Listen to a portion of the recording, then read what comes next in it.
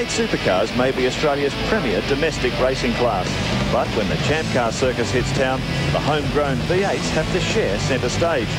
Even so, the thundering 600 horsepower Falcons and Commodores remain one of Honda Indy's major crowd pullers. This year, though, the V8 paddock looks like it's gone through something of a time warp.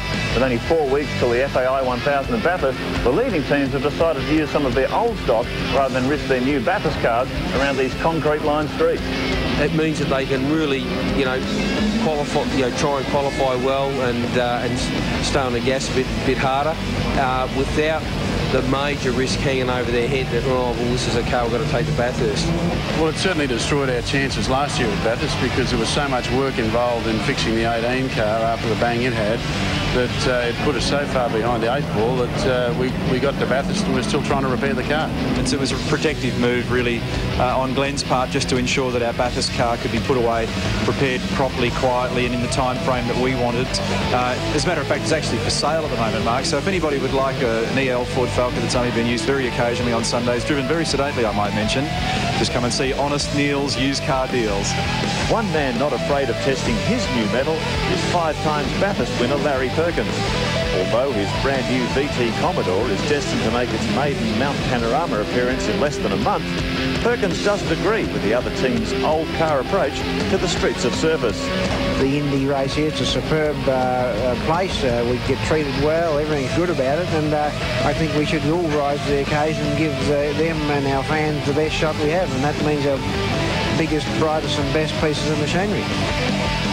Yeah, well, Jeff Gretsch said it all, the Mobile HRT Supremo, that they really can go hard now when they're not in the cars they want to preserve for the FAI 1000. Let's see how they did in qualifying. Adelaide in a first for the V8 Supercars at the Honda Indy 300, the fastest 10 from qualifying would contest a one-lap shootout for pole. Despite Jason Bright being first out, meaning he was only 10th in qualifying, set a time that would make the others work hard. And Jason Bright's time, a 1:55.52. John Faulkner gave it his best shot, but fell short. While last year's Gold Coast winner Mark Larkham pushed his Mitre 10 forward a little too hard. He negotiates, oh, hits the wall! The hiccup costing him time. The Gold Coaster will start from 8th. No, give the wall a little touch up down there. I did it last year with a lot more finesse than I did this year, I've got to tell you. Next out was one of the real performers of the 99 season, Garth Tanner. The 22-year-old steered the Valvoline Cummins VT Commodore around the surface circuit in a very slick time. He flashes across and he is quickest. Garth Tanner, a 1:55.00. I mean, I probably could have gone another 20 metres later in my braking points all the way around. It's just a matter of not knowing that the grip's there, but the IndyCar guys laid plenty of rub down for the times to be faster. Tander's time survived challenges from Castrol Ford's Tony Longhurst and Mark Scaife. Despite Scaife missing pole, the qualifying specialist sure gave it a good shake. Scaife muscles it into the chicane. Nice, clean exit. Oh, just brushes the fence. You can't go any harder than that. Queensland 500 winner Russell Engle, driving the car Larry Perkins campaigned all year, couldn't do a thing about Tander's 1:55.00 either. But Paul Radisich sure could. Yes, he's done it. A 1:54.70. The first man into the 54-second bracket. Radisich goes to the top of the pile. I put together a fairly tidy lap. Got a little bit out of shape in one part of the track. That doesn't sound like you, mate, at all. First of all, I'm very pleased with that lap. Regardless whoever goes fast, I'm very pleased with that lap. The Rat's time at the top was short-lived, though. Fellow Gold Coast and his endurance race teammate Steve Ellery was the second driver to prove the EL Falcon's still a good car. Stephen Ellery, second quickest in qualifying. Where will he stand after the top 10 shootout? Ellery followed his solid qualifying time with the fastest lap in the shootout to grab his maiden V8 Supercar pole position in front of his home crowd. He's in with a shot. He's got it! Stephen Ellery has got it! A 1:54.68. He beats Paul Radisich. Yeah, well, I just got told on the radio that I had pole, so it feels pretty good. The track feels great, yeah. I think definitely since the Indy cars went out a couple of times today, the track's definitely better, and the car just feels sensational, and it's just a credit to the team and all the guys, really. Just one car left, Craig Lowndes. And again, the surface streets weren't kind to the kid. Commodore Craig Lowndes. Oh, and he hits the wall! That's the end of it. As As far as the quick lap goes, he will not beat Stephen Ellery. The contact put Lowndes out of the running for pole, sent him flying from first to 10th, and it's not in good shape. Stephen E.L. Ellery on pole for V8 Supercar racing this weekend at the Surfers Paradise Circuit. And another man who hopes to give them EL is our own Neil Crompton, of course. We talk a lot about what this street circuit is like, the concrete canyons, how difficult it is to pass, etc., etc. Well, let's have a ride now with Neil Crompton at Surfers Paradise.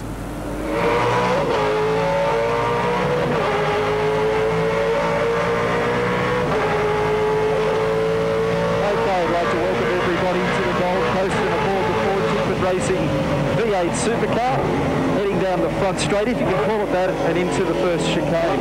Extremely tight, it's a real concrete canyon, and very, very slippery. Second gear, up over the curbs, up against the concrete wall, into the second chicane complex. Third gear, fourth gear, over blind corners here, so you really have to be very careful about where and how you position the car. Up to fifth gear in the run down here, then hard on the brakes, back to second, down near the A&A Hotel. This is the most southern end of the circuit. Second little brief run in third gear, completely blind entry onto the back straight. Use all the road, watching the shift lights. Fourth gear, under normal racing circumstances, check the mirrors and have a bit of a look. Great corner for passing this one into around about the 250 mark. Carry the brakes a little around the corner, over the curve, bit of oversteer on the exit. The thing about this place is you really have to slip it on the line. Get stuck right up into those walls, push the car hard, and you have to ignore everything around you.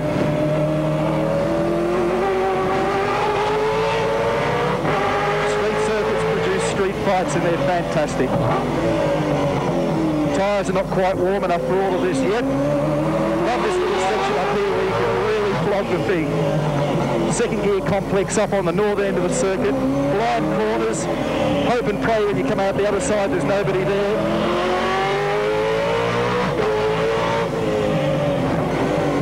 Third gear in the short run up here. Back to second for the run through the Honda hairpin. Now back onto the front straight. It all comes around pretty damn quickly, doesn't it? Second, third, fourth, fifth. And we're about to cut from here, and here it comes now.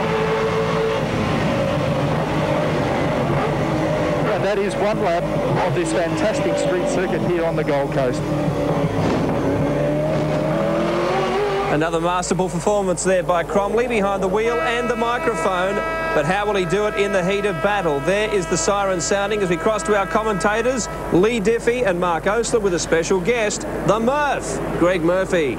One race down already this weekend for the V8 Supercars. They raced earlier this morning, and we can tell you that Paul Radisich has won his very first V8 Supercar race, and he beat Stephen Ellery home. As we take a look at the grid for you in this one, Radisich will start from pole. Results from race one: Ellery alongside Tander and Ingle, Lowndes and Faulkner, Gardner and Larkham, your top 8.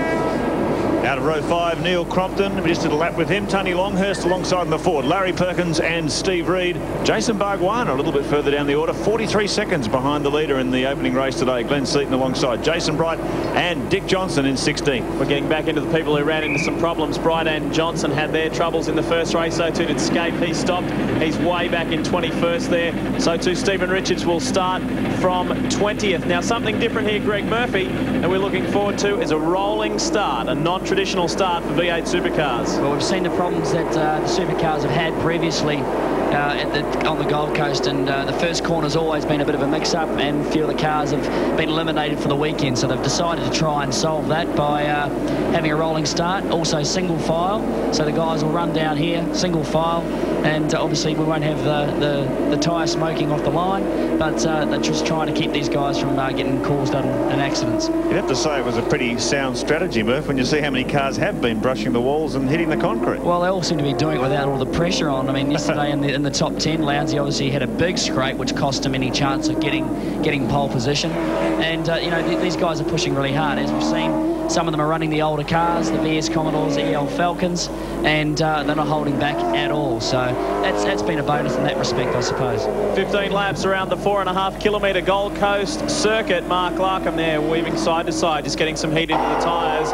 We go on board with Mark Scaife, who was running quite strong in the first race. He was 4th and ran out of brakes, simply had nothing to put to the floor. He ran off the circuit, didn't damage the car, but then brought it in, and that's why he starts well back in something like 21st position. Tell you what, when you get the official Holden factory team running their old cars, it just shows you how important the FAI 1000 at Bathurst is. It's the only 1,000-kilometre race for V8s in the country. It's only 4 weeks away, so you can just see, I mean, everything, they build everything on that final. Well, it's going to come down to the, I mean, it's coming down to the, you know, the end of it. The championship is, they've got Mark Scaife still in with a chance of winning that. Craig Lowndes obviously at the front, and they don't want to risk it. They've got to have the best equipment possible up at the FAI 1000 this year. And these guys, I suppose, fortunate enough to also have 2 VS Commodores sitting back in the workshop, unlike some other teams. We're just through 2 guys. The race has been reduced to 14 laps, so just 1 lap less. Some fantastic pictures here from Surfers Paradise in Queensland, and the V8s are going to be going hard.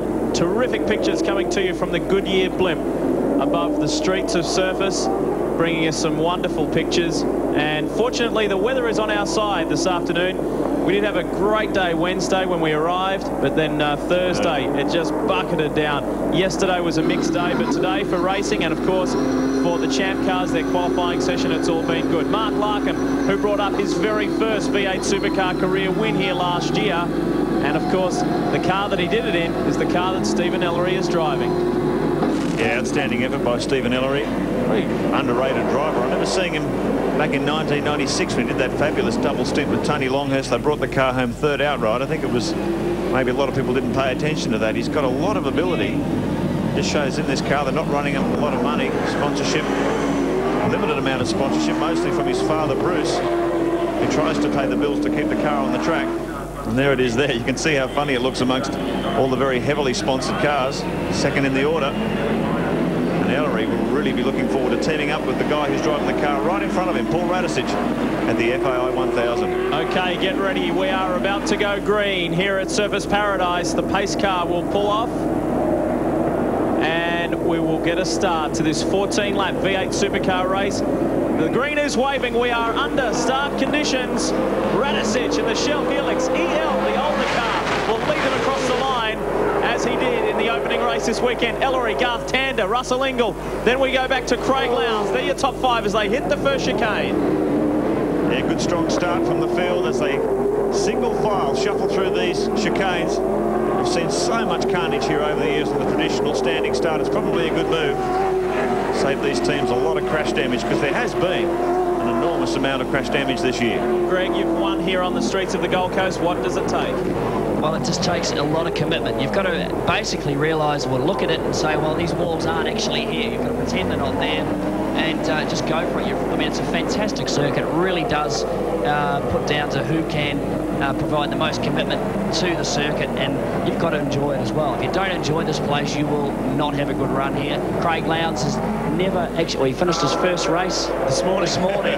First ever race here. He's raced here 3 or 4 times, and that was his first race win. So he goes Tony Longhurst down the inside and having a look as they come out onto the back section of the track. Tanner got a little loose earlier this morning and wasn't able to take the challenge right up to Stephen Ellery. Keep your eyes on him, and also Craig Lowndes, who is starting now to work the back of Russell Engle. So some interesting positional challenges happening on the opening lap as they bounce through the Foster chicane.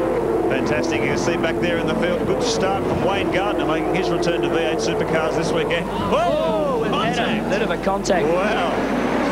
Here comes Russell Engle. He's got 2 spots here. He's just taken Ellery as well. He moves into 2nd spot. Oh, Tanner's having a go at Ellery as well. So she's all happening. Yeah, Ellery just made a slight boo-boo there. That cost him dearly.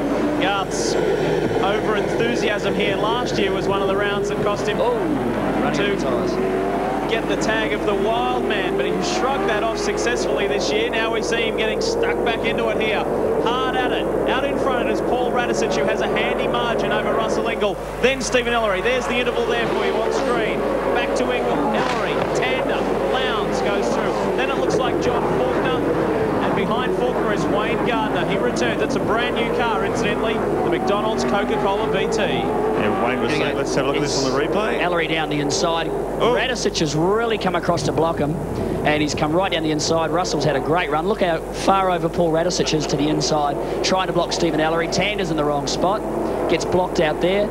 And Russell gets the perfect run down the inside to grab 2 spots. Well, they may be teammates in a few weeks' time, but no. There was no love lost there, you're going to say, right? He's not going to give a quarter looking out the back. This Russell Ingle's car. Marvellous for Stephen Ellery's confidence, isn't it? I mean, the good run in qualifying, he was outstanding. Look at Lowndes on the outside. The old VS running up along the concrete walls. As we look back from Russell Ingle's car, the VT that Larry Perkins ran all year. Well, Lowndes was the fastest in the race this morning. He set, I think, a new lap record, actually, and he's on a mission. He wants to finish this place here on a good note and get a race win, and so he's pushing really hard. But Mark Scaife had brake problems this morning, and hopefully that the cars won't suffer this afternoon. The temperature's a bit hotter. This is such an impressive stuff. You look at their structure in V8 Supercar at the moment, Greg Murphy. The fact that Stephen Ellery can go and buy an ex-Stone Brothers car, one of the top cars of last year. Look how competitive it is now. Well, as you say, it won 2 races here last year. Very, very competitive car. You still have to drive it good. Steve's doing that at the moment. He's obviously got a good setup in it. He's feeling very comfortable. He's had some great performances this year. Hasn't run all the races in the Shell Championship, but the ones he has been at, he's done really good. Well, word is that he and his father Bruce have been speaking with some sponsors for next year. Those deals haven't been put to bed. Let's hope that something can come for the Ellery guys. As Longhurst is ahead of Perkins, then we go to the Ford Tickford car of Neil Crompton. Seaton is further back, so too is Dick Johnson. No carnage as yet, which is great for the teams. Let's hope they get a smooth run all the way through. We don't want any teams working and burning the midnight oil to make it to the FAI 1000. A smooth run there would be just nice for the teams. See Wayne Gardner back in the pack there, currently running in 7th position. I was going to say before, he's been running in the GT cars over in Japan, and the car he races, the Toyota Supra, has ABS or anti-lock brake system. So the biggest transition he's had to make is getting used to a car that doesn't have ABS. Let's not forget that Wayne picked up his first Japan GT Series win earlier this year, and he was on a real high. He's teaming for the FAI 1000 with David Brabham, who is, of course, a Le Mans competitor in the American GT Sports Car Series, and who's going very, very well in the Panos, and adapted well to the VT also at an earlier test in Winton a few weeks ago. Out of the Queensland chicane, down toward the Foster's complex, we call it. Left, right, left, right. I guess you've got to be so accurate around here, Greg. There just doesn't seem to be any room for error. Well, the curbs play such a big part of this circuit. As you can see, they're everywhere around here, and you really have to use the car over these curbs, as you can see Mark Larkin doing so there. But your car has to ride them extremely well to get the best out of it. If the car isn't quite right over the curbs, you'll lose a lot of time around this place. Turn in is very, very important, and obviously power down. There's a lot of corners here, 90-degree corners, second gear, so that the car is really in its power band. You've got to have the car, the traction has to be right to get off the turns properly, and if you can do that, have some good brakes in the car, you're going to have a very, very fast one. Greg, there's so much talk about muscling these big 600 horsepower beasts around this track. When you do bounce off the ripple strips, how much comes back through the steering wheel? How hard is it to hang on? It does. A lot comes back through the wheel, and you do have to hang on to these things. You've got to be basically anticipating what the car's going to do when you hit the curbs. I mean, it's a lot of fun. It's a fantastic circuit, the way it's been laid out, and the curbs are the type that you can run over the top of them and not get out of control. As you see, Longhurst having to go at Larkin. These guys right over the top of these things on the grass, pushing very hard. If you've just joined us on your home of Motorsport Network 10, you're watching the second of 3 V8 Supercar races here this weekend at the Honda Indy 300. Special comments from Wins Racing's Greg Murphy, a former race winner here on the streets of Surfers Paradise. We watch Russell Ingle hold out Stephen Ellery and Garth Tanner and Craig Lowndes. Paul Radicic, though, in the Shell Helix, number 18, EL Falcon has bolted. He leads. We ride with second place Engle. That's Ellery.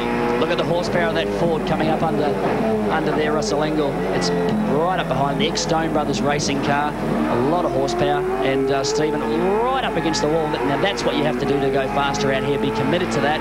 Be prepared to wipe those side mirrors off them if you have to. and he's driving a fantastic race, pressuring Russell all the way. Fastest man on the track at the moment is Garth Tanner, running in 4th position, a 1:55.27 for the Valvoline Cummins driver. There he is, back there behind Ellery. Keep in mind the lap record was set last year by Neil Crompton, a 1:54.75. Keeping you up to date with Scaife, he has worked his way from 21st to 15th. So he's making his way forward. Barguana is 13th, and Jason Bright in the Pertec Ford is 12th. So some big names further back with some work to do. There's your race leader, Radicic. From 2 is Engle, 3 is Ellery, Tander, and Lowndes is really menacing. Now at the back there in 5th position. He's giving Tander a hard time. There's about 2 or 3 car lengths gap now as they roar down the main straight one more time.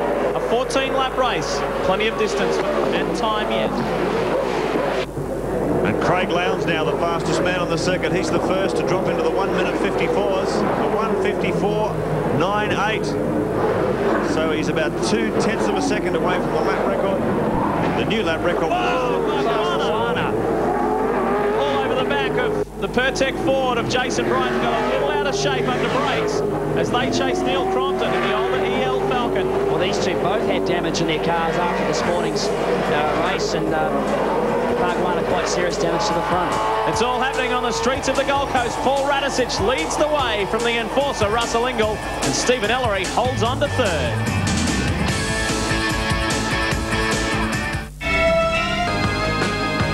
Welcome back to the Honda Indy 300. The action is fierce. Look at this, 3 abreast. Heading up towards the back straight, and the big winner is Garth Tanner. Now he runs wide, and Stephen Ellery ducks up the inside. Lowndes is looking there for an inside run.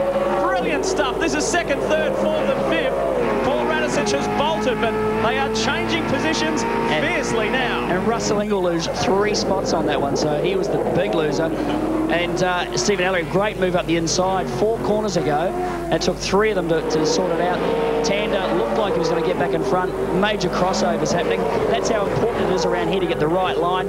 90-degree corners. You've got to get the power down. You've got to get around the corner in the best possible way. Otherwise, that's what happens. Well, let's give some credit to Ellery because he didn't panic when the pressure was on. That's right. Tander came down the inside of him. He gave him some room. Tander's line into the next one was very narrow. Came out the wrong angle. And Ellery came back at him. Oh, there might have been a little bit of a touch there too, Tander. And now he'll cross over the other way. Whoa, Ellery. Oh, Tander's got some damage to the front. Lowndes on the outside. He's going to lose out here. Russell's going to come down the inside of him. It's all go. High-speed wrestling, this stuff. Side by side, the road is so narrow. There's no room for error with concrete on both sides. These blokes are getting stuck right into it. You heard Crompton mention earlier that this place produces street fights. We're seeing one right now. Brilliant stuff. Paul Radicic has cleared out. He's heading for his 2nd V8 Supercar career win. But the battle is for the minor placings. This is Stephen Ellery, car 31. From Garth Tanner, car 34. And we go to Russell Engle, followed by Craig Lowndes, who incidentally qualified quickest. Then when it came to the top 10 shootout, right here, smashed the VS Commodore into the wall and went back to 10. So he's been working hard all day. Here is your Integra Type R race score. Radicic, Ellery, Tander, Engle. We can see that. Lowndes in 5th. John Faulkner has had a consistent day in the VT, running in 6th, and Wayne Gardner would be pleased with his return, running in 7th. Oh, see Tander just turn in. Back got a little bit loose when he was coming in. I think the tyres might be getting a bit tired, Greg. Absolutely. They're getting a lot of heat in them. They have a lot of problem around here. Look, here we go. Ellery's run real wide. He's just missed the wall. Tander's got a lot of damage to the front of his car. Yeah. Lowndes tried to make the most of that one, but actually lost out and lost a spot to Russell Engle. Here's a shot from Engle's car. We can see Ellery ran right up to the inside, blocking Tander there. His line into this corner wasn't very good. He's locked up an inside wheel, gone straight ahead.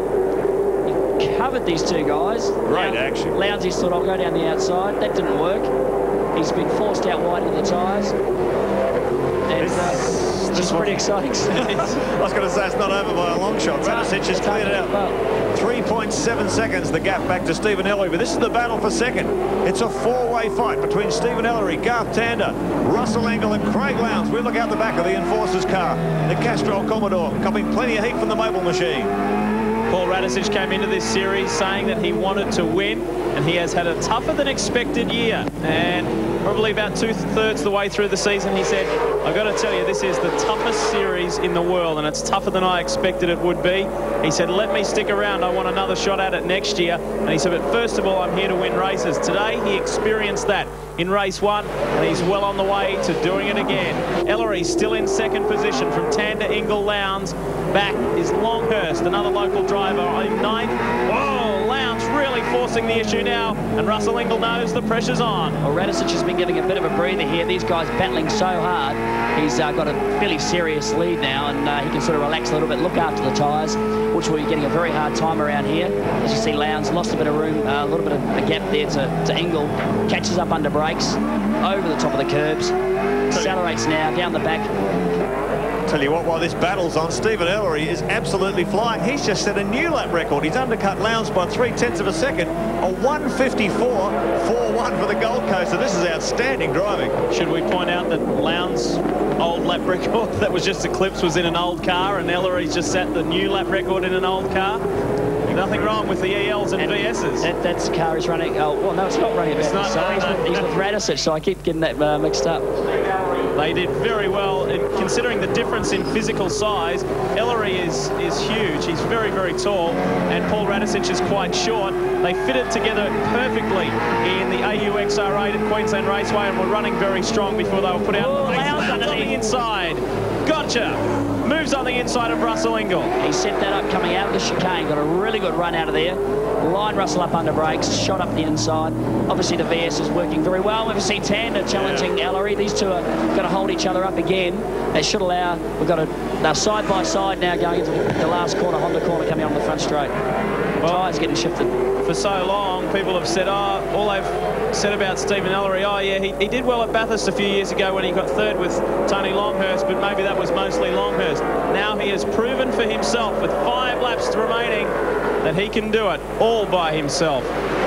Yeah, that's very true, Lee. There was that feeling that Longhurst had done all the work, but people seem to forget that Steve did a double stint. It was a marathon stint. He was very, very quick and got the car into that podium position.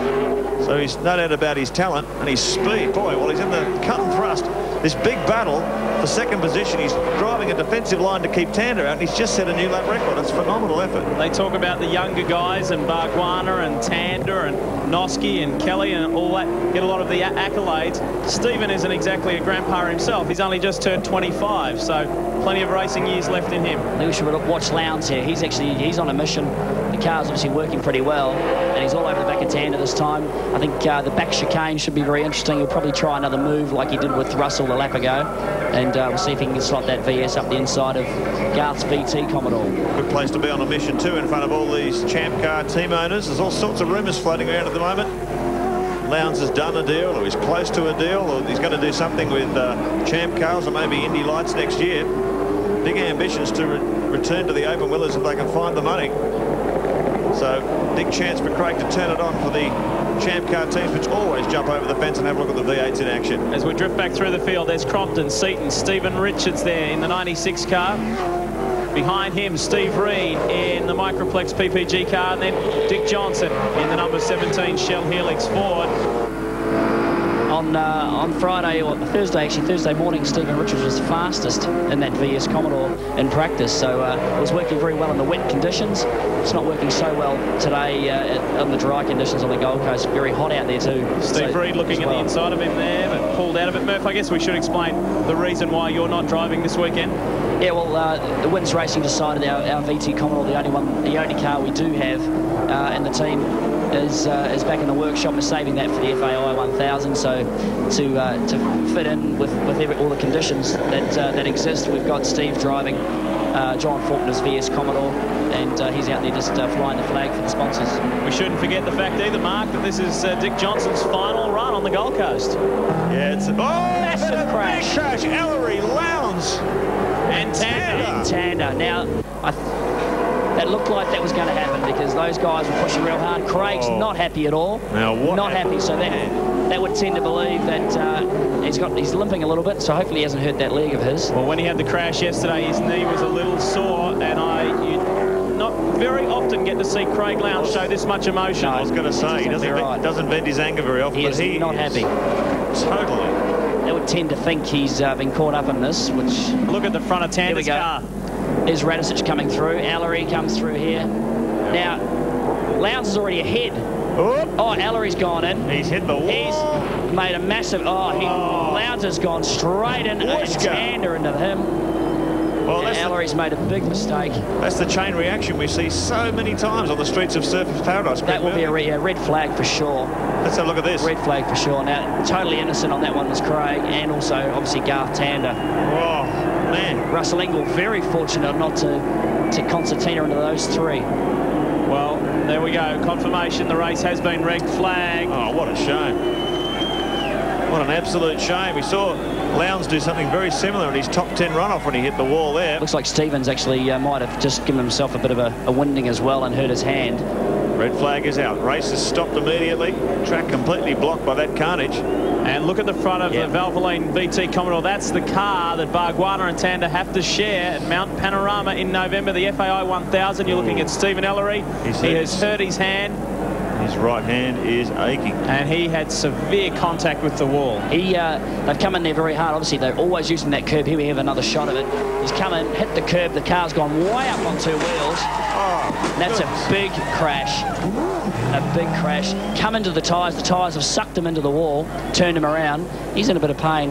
And Craig's just checking to make sure he's all right. And for once, Russell Engle escapes a crash here on the Gold Coast. Luck was on his side, but not for Ellery or Lowndes. See what, I hope Craig's left leg's okay. He's saying sorry, mate. Did you see that, Mark? Yeah, he got nailed right in that A-pillar, right down in the footbox area.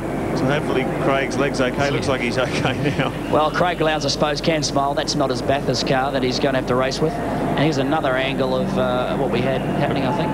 And I guess we should say, too, that the Ellery car, I mean, whilst we don't like to see them damaged because it's so costly, Ellery doesn't need to use that car at the FAI 1000 either. And you can see Engle escaping. So too John Faulkner. Well, if you wanted proof of the value of this system of running the older cars around the streets of Surfers Paradise, that's a graphic demonstration. Craig Lowndes out of the car and okay. Paul Radicic will take his second win of the day. More from the Honda Indy 300 right after this. Welcome back to the 1999 Honda Indy 300. Well, we are on the other side of a very interesting V8 supercar race, and that is what's left. The remnants of two very badly damaged cars out on the circuit. Barry Sheen. Well, as someone that doesn't have a damaged reputation down here, the real Radicic has stood up. Thanks, Fezzer. It's taken a while. Yeah, but you know, you've had a lot of bad luck of that. That's sensational. It just blitzed them. Well, it's good. It's great. You know, it's great to finish first this morning. Then to repeat it is, you know, it's really difficult out there. The walls are close and it's very slippery, and you just got to sit on a pattern, on a pace, and that's what I did, and just sort of protect myself, in the important areas. So you looked after everything. Brakes. I mean, everybody was having major brake problems. You looked like you were cool with that. Just running to a pace. You know, running. Once you're in front, you know what it's like, Barry. You can control the pace, and as long as you look after the areas that they can overtake, you can look after your brakes, look after your tyres, and it's very easy. I'm so pleased for you because everybody's been going, what's happened to Radicic there? Well, this is the real one. Well, we've always tried hard all year, and we've gone back to the old cars this year, and it just proves that this car is a very consistent car to drive, and we've got quite a bit of work still to do on the AUs to make them a competitive package. Well done. Thanks, bud. Great stuff for Paul Radicic, winning in front of his new home crowd, you could say. He resides here on the Gold Coast, the 36-year-old Kiwi. And as they clean up the mess, Greg Murphy, talk us through this. Looks like Ellery, his angle's just a little bit wrong. See Craig Lowndes. Oh, that hurts. Craig Lowndes was very high as well. He lifted two wheels on the inside, but his angle was a little bit sharper, and he was coming out of the line. And Ellery just catching those tyres, which sucked him right in and then turned it around. And obviously Craig and Tanner had nowhere to go. That's the interesting thing, Murph, when you look at those tyres banked up behind that barrier. If the tyres hadn't have been there, he might have scraped the wall, but they really dragged him into the wall, didn't they? They really drag you in, and once you're in there, you're stuck, and there's nothing you can do about it. Yeah. Well, someone who did escape that carnage for once here at Honda Indy 300 is Russell Engle, and he's with Barry. Yeah, Russell, we're going to call you Houdini from now on, Russell. We're going to get run over by your car in a minute. Yeah, I must admit, geez, that was close, I can tell you. Just watching the back of Lowndes' car, and all of a sudden the headlights got stopped off and all hell broke loose. I saw two cars sideways. I thought, this is ugly, especially because I didn't have any brakes as well. So I stuck it back down in first gear, locked it up, skithered through a hole that was about this big and made it through. I thought, God, bit of a contrast from last year. Absolutely. I tell you, it was a major impact. You should hear it on the television. You can hear... Well, I heard Lounsey go in, and it sounded pretty permanent, and boys have got a lot of work to do tonight. Yes, and well, I guess Larry would be quite happy you haven't done anything. I think he'd be very proud of me. I think I might get a beer tonight. House point. That's it. OK, Russ, thanks. Cheers, mate. A smiling Russell Engle, and why wouldn't he, escaping that? Craig Lowndes smiling, and that's good to see because he was very annoyed when he first got out of his car, and we're pleased to say that he's okay. Stephen Ellery, the reports, well, we're seeing what you're seeing, folks, as we have a look at... We can just see that Steve Ellery's car is not quite on the same...